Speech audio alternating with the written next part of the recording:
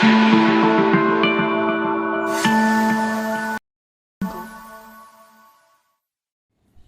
Good morning बच्चों।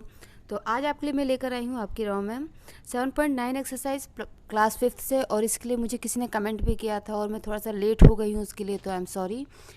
But मैं कोशिश करती हूँ कि जो भी मुझे कमेंट में आता है मैं उसका एज सुन एज रिप्लाई कर सकूँ, और जो अगर वीडियोज़ की डिमांड है तो जल्द से जल्द बना सकूँ। तो आज आपके लिए मैं बनाकर ये तैयार करने वाली हूँ।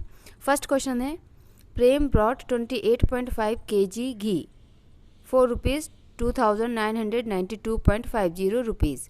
मीन्स प्रेम जो है वो 28.5 kg मीन्स 28 किलो 500 ग्राम या 28.5 किलो हम कह सकते हैं, 28.5 kg घी लेकर आया है रुपीज़ 2992.50 का। तो आपको बताना है कि 1 किलो घी कितने का होगा। ठीक है, जब हमें कम क्वांटिटी में कोई चीज़ निकालनी होती है या एक क्वांटिटी में निकालनी होती है तो हम उसको हमेशा डिवाइड करते हैं। ठीक है, 1 किलो घी 28 किलो 500 ग्राम घी जो है इतने रुपए का है, हमको 1 किलो निकालना है, तो इसमें हम क्या करेंगे, डिवाइड करेंगे।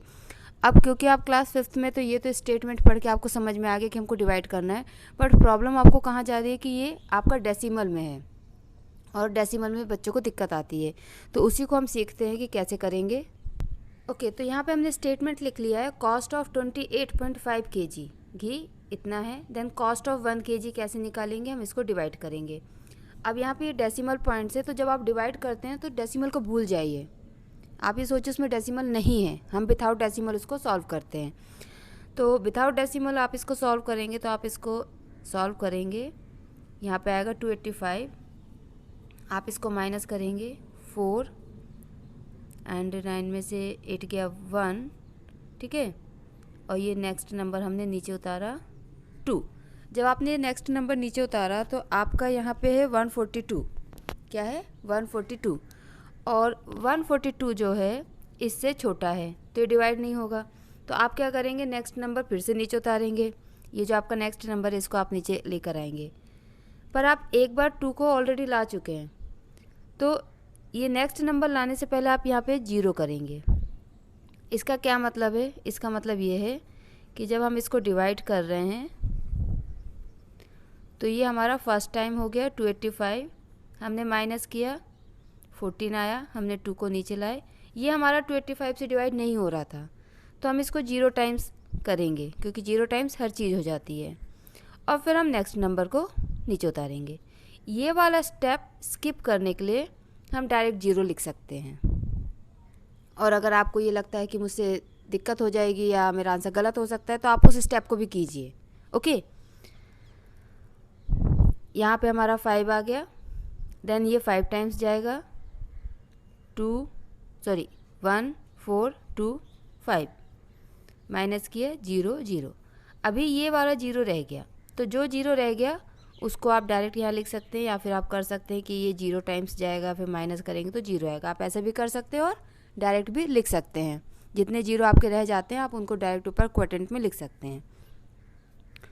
अब आप देखिए कि अगर हम इसको 285 से डिवाइड करते हैं तो हमें क्वोटेंट मिलता है 1050, और अगर हम पॉइंट को करते हैं तो क्या मिलेगा हमको, इसको आप ऐसे समझिए, यहाँ पे पॉइंट के बाद एक नंबर है, यहाँ पे पॉइंट के बाद एक नंबर है, 2 नंबर है, इसमें 2 नंबर है, इसमें 1 नंबर है, तो हम इसका जो एक पॉइंट है हम इसको यहाँ ले आते हैं, इस पॉइंट को हमने यहाँ जंप कर दिया। जब हमने उसमें किया है तो आप इसमें भी इस पॉइंट को यहाँ से यहाँ जंप कर दे, तो ये पॉइंट यहाँ आ गया, और इस पॉइंट के बाद कोई नंबर ही नहीं है, इसका मतलब अब ये पॉइंट यहाँ से हट जाएगा। ठीक है, क्योंकि हमने ऊपर वाले का एक पॉइंट एक साइड जंप करवाया, इसका भी ठीक है, 1 स्टेप दोनों में जंप करवा दिया।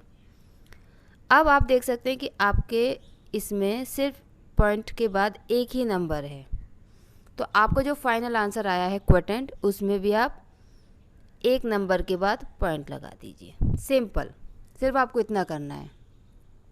आपको डिविडेंड और डिवाइज़र दोनों का जितना हो सकता है पहले पॉइंट को आप एक एक करके शिफ्ट करेंगे, दोनों में से जिसका भी पहले ख़त्म हो गया, नॉर्मली डिवाइज़र का होता है, नॉर्मली इसका ख़त्म हो जाते हैं, ठीक है, डिवाइज़र के इसमें बचते हैं, तो फिर आप इसके काउंट कर लीजिए कि कितने नंबर के बाद पॉइंट है और अपने क्वाड्रेंट में उतने नंबर के बाद पॉइंट लगा दीजिए।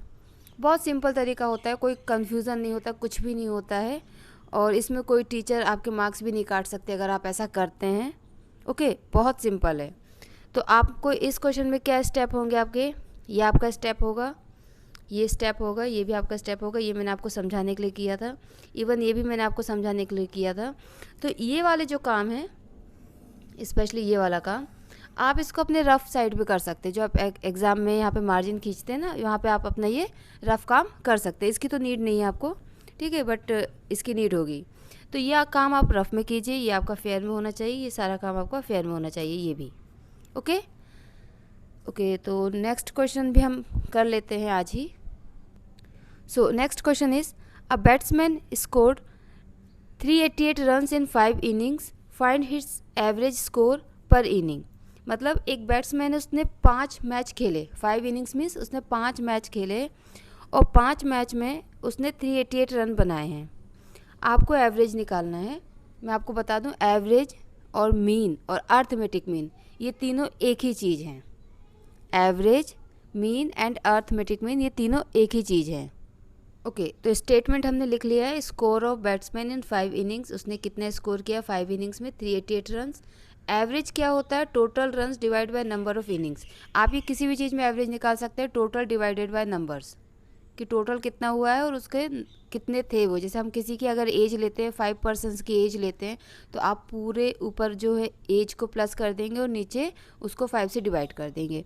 ये average and mean and arithmetic mean, ये तीनों चीज़ें एक ही होती हैं।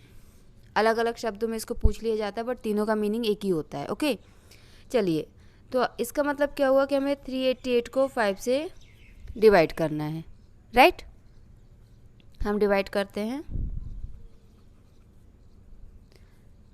7 5 जा या 5 7 जा 35, माइनस किया 3, 38 अगेन 35, माइनस किया 3। अब यहाँ पे आपको प्रॉब्लम आ जाएगी, क्योंकि हमें रिमाइंडर नहीं छोड़ना, हमको रिमाइंडर 0 लेकर आना है।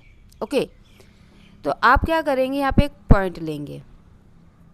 जब आपका रिमाइंडर डिवाइज़र से छोटा हो जाए, यहाँ पे एक पॉइंट लीजिए।